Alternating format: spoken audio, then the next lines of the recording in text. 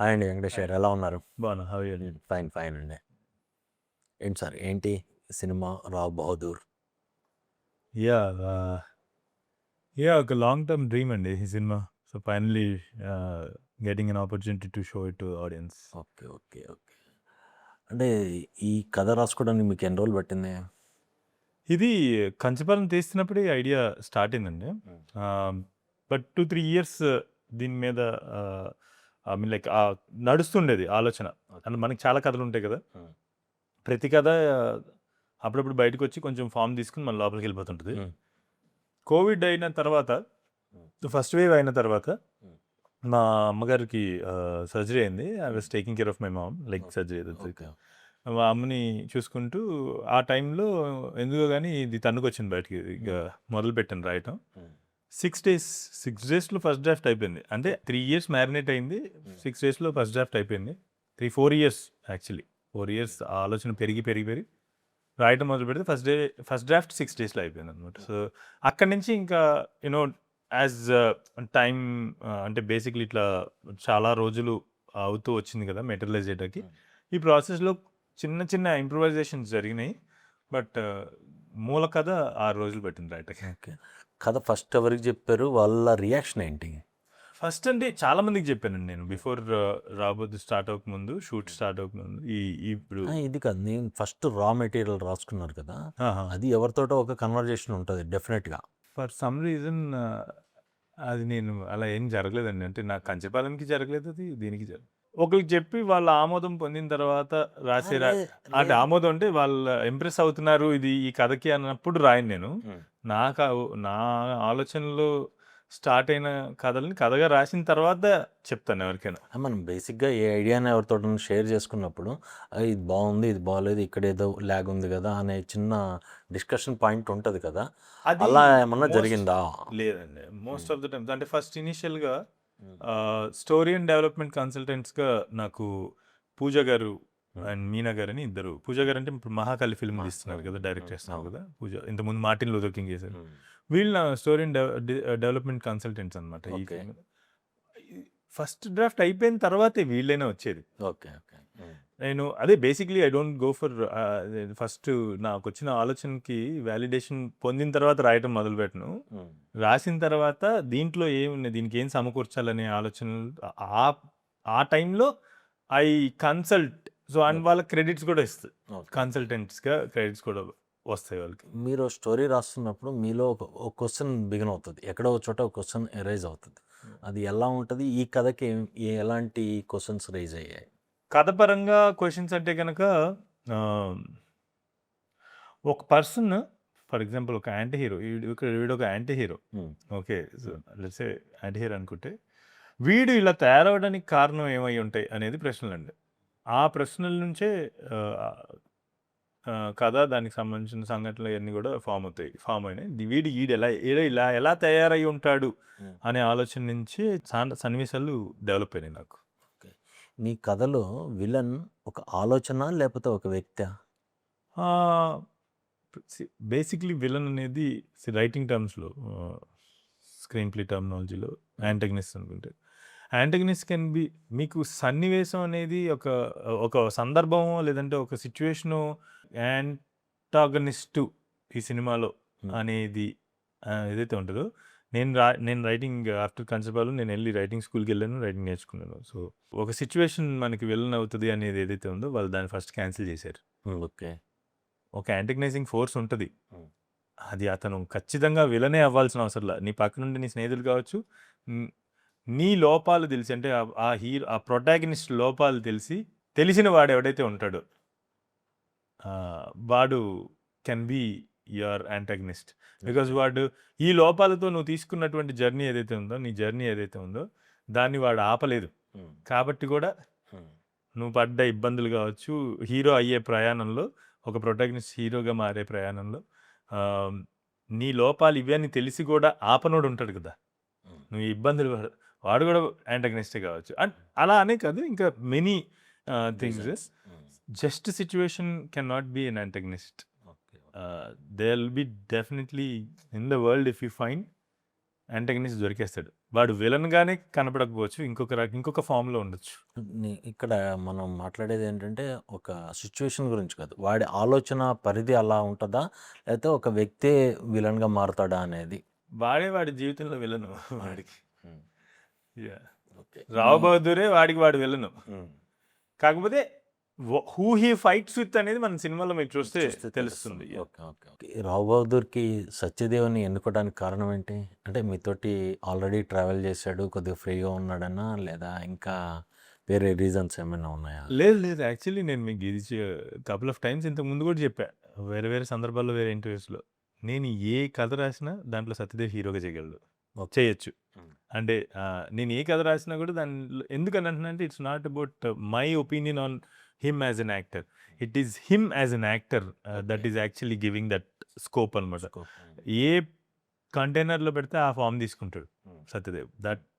That kind of an actor he is. నీరులాగా hmm. బౌల్‌లో పోస్తే బౌల్ షేప్, బాటిల్‌లో పోస్తే బాటిల్ షేప్. అలాంటి యాక్టర్ సత్యదేవ్ అనమాట.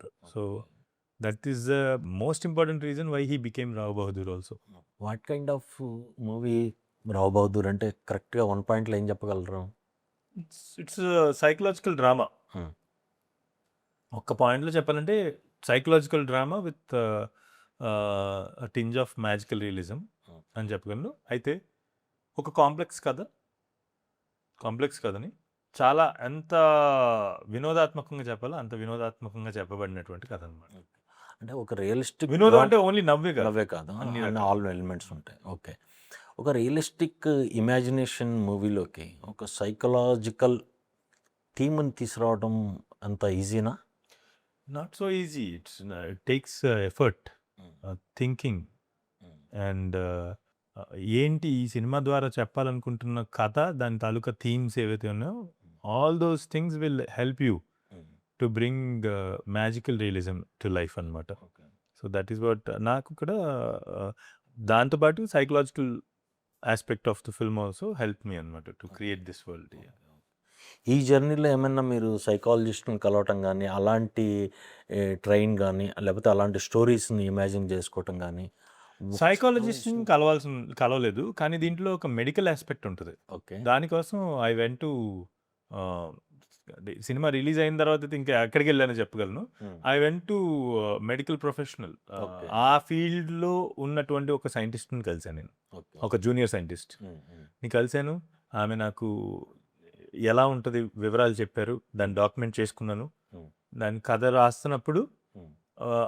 ఏదైతే ఆమె చెప్పిన నాకు రీసెర్చ్‌లో ఆమెకు చెప్పిన విషయాలున్నాయో, హ్మ్. వాటిని దృష్టిలో పెట్టుకొని రియలిస్టిక్ సైన్స్ ఈ సైన్స్ అనే ఫీల్డ్‌లో డెవలప్ ఏదైతే ఉందో దాని పరిధి దాటకుండానే ఫిక్షనైజ్ చేశాను. Okay. Okay. Okay. Yeah! Okay. ఇప్పుడు ఈ కథలో హీరో, విలన్ ఇవన్నీ కామన్. సైకలాజికల్‌గా వ్యూయర్ ఈ ఎలా ఓన్ చేసుకుంటాడని మీరు ఎక్స్‌పెక్ట్ చేస్తున్నారు? ఈ పర్టిక్యులర్ ఆ! ఎరా ఆఫ్ హ్మ్. ఆడియన్స్‌కా? హ్మ్. అసలు 'రావ్ బహదూర్' ఈ బిలాంగ్స్ టు హ్మ్. This era of thought process. హ్మ్. మనం చాలా సెపరేట్ చేసేస్తున్నాం గానండి. మనం బతికే లైఫ్ స్టైల్ మారింది గానీ, హ్మ్. యాజ్ హ్యూమన్ బీయింగ్స్ మనం మ మనిషి అనేవాడు ఉద్భవించిన దగ్గర నుంచి ఈ జెన్‌జీ వరకు మనుషులమే మనం. ఇట్స్ హ్మ్. జస్ట్ దట్ పురోగతి చెందుతూ వచ్చాం. చం. వీడు 'రావ్ బహదూర్' గాడు ప్రిమిటివ్ మ్యాన్ చూసినా కూడా హ్మ్. వాడికి రిలేట్ అవుతాడు. హ్మ్. ఈరోజు జెన్‌జీ తర్వాత వచ్చే జనరేషన్స్ ఇప్పుడు పుట్టిన జనరేషన్స్ చూసినా కూడా if they have understanding capacity and Gen Z వరకు అంటే వాళ్ళందరూ పెద్దోళ్ళైపోయారు ఇప్పుడు. పెద్దోళ్ళయిపోయారు ఇప్పుడు. కాబట్టి వాళ్ళకి అర్థమవుతుంది. మరి చిన్న పిల్లలకి 10 ఏళ్ళ లోపు వాళ్ళకి అర్థం కాకపోవచ్చేమో. పేరెంట్స్ చెప్తే అర్థమవుతది. సో, అది ప్రిమిటివ్ మ్యాన్ నుంచి ఈ రోజుటి మానవుడి దాకా అందరూ రిలేట్ అవ్వగలిగేటువంటి క్యారెక్టర్ ఈడు. ఓకే. సో, రావ్ బహదూర్ అనేవాడు. ఓకే. విజువలైజ్ పరంగా చూస్తే విజువల్స్ చాలా బాగున్నాయి. యాహ్! అంటే కొన్ని విజువల్స్ కూడా మాట్లాడే విధంగా ఉన్నాయి. యాహ్! అంటే ఈ ఫ్రేమ్స్ మీరు ఎలా డిజైన్ చేసుకున్నారు? నేను నాకు బేసిక్‌లీ స్టోరీ బోర్డ్ ఆర్టిస్ట్‌ని పెట్టుకొని నేనేం చేస్తానంటే, ఈ కథ రాస్తున్నప్పుడు ఒక ఇమాజినేషన్ ఫార్మ్ అవుద్ది కదా! ఆ ఇమాజినేషన్‌లో నేను ఆ సీన్స్ నేను రాస్తున్నప్పుడు కూడా ఐ డూ ఆల్ దోస్ నేను చేసే రూమ్‌లో ప్రతి క్యారెక్టర్ రిహార్సల్ చేస్తాను. కొరియోగ్రఫీ చేసుకుంటాను. హ్మ్. అది రైటింగ్ టైమ్‌లోనే అవుతది. హ్మ్. సో, సో, నేను ఇమాజినేషన్‌లో ఏదైతే ఇమేజ్ ఉందో దాన్ని నేను స్టోరీ బోర్డ్ ఆర్టిస్ట్‌కి చెప్పి షార్ట్స్‌కి ట్రాన్స్‌లేట్ చేసి ఫస్ట్ స్టోరీ బోర్డింగ్ చేసాం ఈ సినిమాకి. ఓకే. ఓకే. సో, దాని తర్వాత సినిమాటోగ్రాఫర్ వచ్చిన తర్వాత ఇది నేను అనుకుంటున్న షార్ట్ లిస్టు. దాని తాలూకా స్టోరీ బోర్డ్ ఇది. రిఫరెన్స్. సో, ఇప్పుడు దీన్ని మనం ఎలాగా టెక్నికాలిటీస్‌తో ఎలా ఎన్హాన్స్ చేయగలం అంటే cinematographer comes with Karthik came with his expertise. You know what but for example దీన్ని నేను ఇలా అనుకుంటున్నాను. We discuss about lensing. What lens would create this image and he will come up with his expertise. What camera can give the kind of colors that we are looking for. All those things. And also he will come up with compositionally.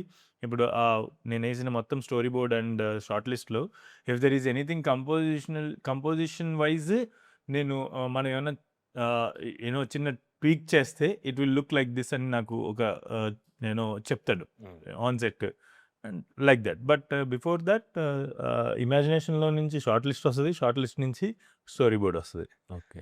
Yeah అంటే ఇప్పుడు cinema చూసే viewer మీరు చెప్పే కథను వింటుండాలా, frames చూస్తూ enjoy చేస్తారా?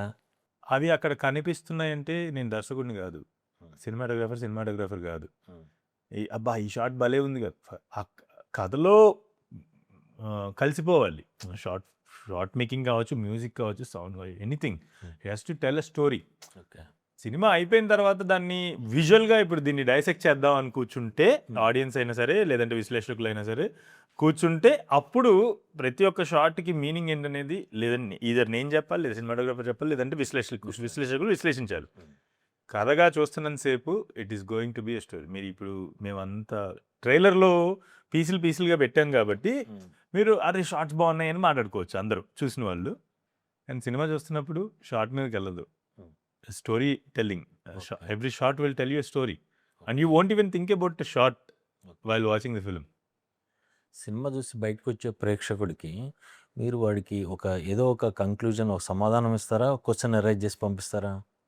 అంటే వాడి కథలో సమాధానం నేను వ్యూయర్ పాయింట్ ఆఫ్ వ్యూలో, అదే వ్యూయర్ పాయింట్ ఆఫ్ వ్యూలో రావు బహదూర్ కథలో సమాధానం ఇస్తాము. కానీ ప్రతి సినిమా రేజ్ చేయాల్సిన క్వశ్చన్స్, ఏ సినిమాకైనా బాధ్యత ఏంటంటే ఆలోచన రేజ్ చేస్తాయి. ఆలోచన అంటేనే ఇదిలా ఎందుకు జరగచ్చు, ఇలా ఎందుకు జరగకూడదు, ఆ క్వశ్చన్స్ అనేవి ఖచ్చితంగా రేజ్ అవుతాయి ప్రజలకి. ఇప్పుడు కంచిపాలెం సినిమా చూసినప్పుడు even today when they go back they come up with new question to me. అలాగా ఆర్ లైక్ నేను అందుబాటులో ఉంటే నేను, లేకపోతే ఆ క్వశ్చన్కి వాళ్ళే ఆన్సర్ చేసుకుంటారు. అదే అవన్నీ బేస్ చేసుకునే ఇది అడిగింది. అదే సినిమా డ్యూటీ కదండి, అది సినిమా డ్యూటీయే. మనం there are various kind of films, కానీ సినిమా అనే దానికి డ్యూటీ ఏంటి?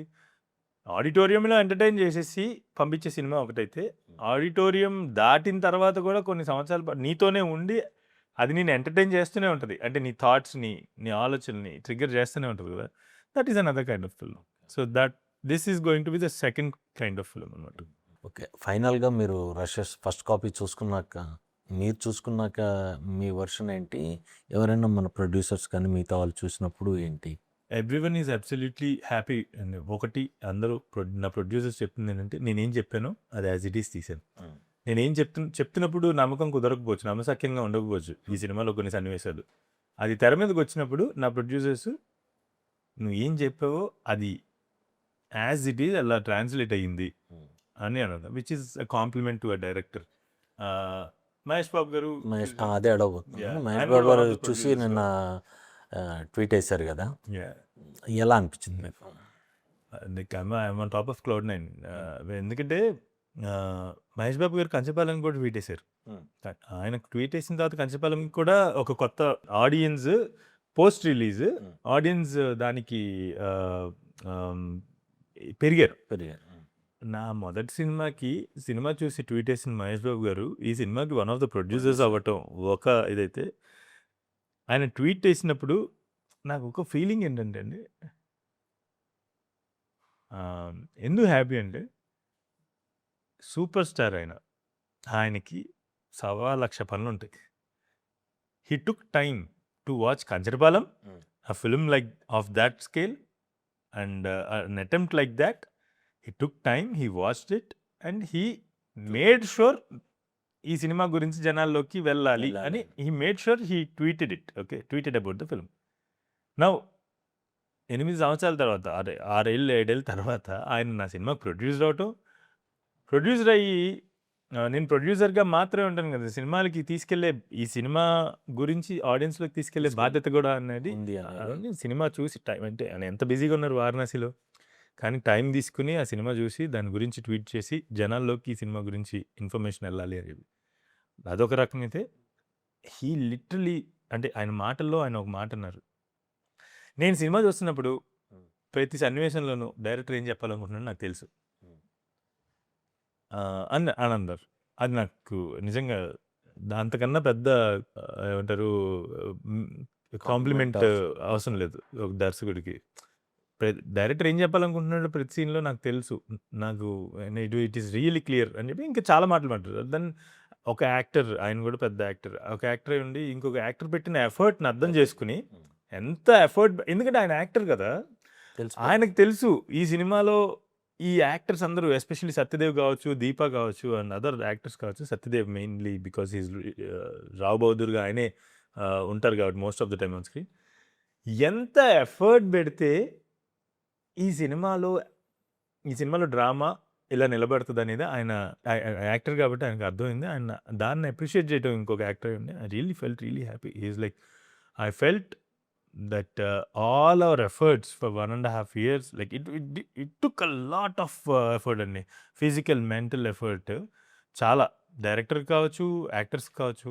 మీరు రేపు సినిమా చూసినప్పుడు ఆ డ్రామాని అది కొంచెం ఎక్కువైనా గిమ్మిక్ అయిపోతుంది. కొంచెం తక్కువైతే పేలవంగా ఉంటుంది. సో ఎగ్జాక్ట్‌గా ఎక్కడ అంత పర్ఫార్మెన్స్ చేయడానికి వాళ్ళకి అందరికీ కూడా మొత్తం హోల్ యూనిట్‌కి ఫిజికల్లీ ఎగ్జాస్టింగ్, మెంటల్లీ ఎగ్జాస్టింగ్ ఈ సినిమా.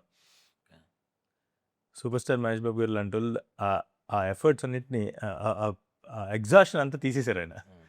లైక్ నౌ సెలబ్రేట్ అని అప్రూవ్ చేశారు ఫిల్మ్‌ని. థియేటర్‌కి రావాలంటే జనాలు చాలా ఆలోచిస్తున్నారు. రీసెంట్‌గా సినిమాలు చూస్తే కంటెంట్ ఓరియెంటెడ్‌గా ఉన్న కొన్ని సినిమాలకు మాత్రం అపార్ట్ ఫ్రమ్ టికెట్ రేట్స్ అన్నీ జనాలు వస్తున్నారు. ఆ టికెట్ రేట్స్ కూడా ఫ్లెక్సిబుల్‌గా ఉంటే ఇంకా మోర్ నెంబర్ ఆఫ్ వస్తున్నారు. మీ సినిమా సగటు ప్రేక్షకుడు చూడాలంటే ఎందుకు చూడాలి అనేది చెప్పగలరా? బికాజ్ ఈ ఫిల్మ్ ప్రేక్షకుల్లో ఉన్న ఇంటెలిజెన్స్‌ని గౌరవించి తీసిన సినిమా. ఓకే. ప్రేక్షకుడికి ఇది మాత్రమే కావాలి అని కొలమానాలు వేసుకొని తీసిన సినిమా కాదు. తెలుగు సమాజం కల్చరల్‌గా where we are in storytelling is actually a cultural aspect. మనం ఎంత పురోగతి చెందాము, సాంస్కృతికంగా ఎంత పురోగతి చెందామని చెప్పేదే సినిమా కావచ్చు, ఓ పుస్తకం కావచ్చు, మన కల్చర్లో వచ్చేటువంటి ఏ కళ అయినా కావచ్చు కదా.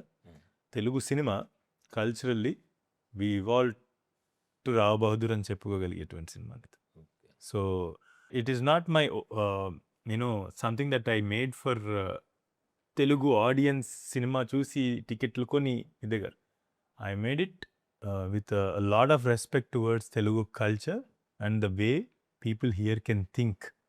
And also మీరు చూసిన ప్రతి పర్ఫార్మెన్స్ తెలుగు ఇప్పుడు సత్యదేవ్ చేసిన పర్ఫార్మెన్స్ కావచ్చు, ఏదైనా తెలుగులో ఇటువంటి నటుడు ఉన్నాడు అని చెప్పుకోదగ్గ పర్ఫార్మెన్స్, తెలుగులో ఇటువంటి దర్శకులు ఉన్నారు, కథలు ఉన్నాయి, ఇటువంటి సంగీత దర్శకుడు ఉన్నాడు అని చెప్పుకోదగేటువంటి సినిమానే అవుతుంది అనేది. అలాంటి ఒక సినిమా తీయాలనే నా 6 ఏళ్ల ఆకాంక్ష. ఎంత పాటు పెట్టింది అలా దీని మీద ఎందుకు అంత టైం పెట్టానంటే అందుకు. So culturally definitely this film will make every Telugu person anywhere in the corner, anywhere in the world will make proud culturally అనేది నాకైతే అనిపిస్తుంది. అది సినిమా చూసిన తర్వాత ఆడియన్స్ చూసిన వాళ్ళందరూ కూడా దాన్ని అదే రకంగా మెచ్చుకుంటే కనుక ఇన్ని సంవత్సరాలు మేము పెట్టిన ఎఫర్ట్ ఫుల్ఫిల్ అవుతుంది. ఓకే. ఫైనల్గా థియేటర్లో ఈ సినిమాకి ఎక్కువ అప్రిషియేషన్ వస్తుందని ఎక్స్పెక్ట్ చేస్తున్నారా? ఓటీటీలో ఎక్కువ అప్రిషియేషన్ వస్తుందని ఎక్స్పెక్ట్ చేస్తున్నారా? Absolutely a theatrical experience. Every shot, everything, all the elements in the film, music, everything in this film gives ఒక లాంగ్ లాస్టింగ్ థియేట్రికల్ ఎక్స్పీరియన్స్ అండి. Okay. So and for that matter అండి నేను ఏం చెప్తానంటే a film అయినా కూడా theatre వర్తి ఫిల్మే. Auditorium లోపల, dark room లోపల ఆ ప్రపంచంలోకి తీసుకెళ్ళిపోవడానికి తీసినటువంటి కథలు ఏదైనా. అంటే ఇట్స్ జస్ట్ దట్ ఏంటంటే దానికి ఆహ్, ఎక్కడో ఏదో ఏదో అయ్యింది. ఎక్కడో మొత్తానికి ఆడియన్స్ థియేటర్‌కి రావడానికి ఆ పుష్‌ని క్రియేట్ చేయలేకపోయాము కొంతకాలం. బట్ థియేట్రికల్‌గా అన్ని కథలు కూడా థియేటర్‌లో ఆడడానికి అర్హత ఉన్న కథలే. ఇప్పుడు ఎక్స్‌పీరియన్స్ వైస్ అదొక కొలమానం ఉంది కాబట్టి 'రావు బహదూర్' అనేది ఆ ఎక్స్‌పీరియన్స్‌ని ఖచ్చితంగా ఏదైతే కొలమానంలో ఉన్న ఎక్స్‌పీరియన్స్ ఉందో ఆ ఎక్స్‌పీరియన్స్‌ని 200% ఇచ్చేటువంటి సినిమా. సో, థియేట్రికల్ ఎక్స్‌పీరియన్స్ చేయవలసినటువంటి అన్ని థింగ్స్ 'రావు బహదూర్‌లో' ఉన్నాయి. All the best for thing. Thank you so much. Right. Thank you.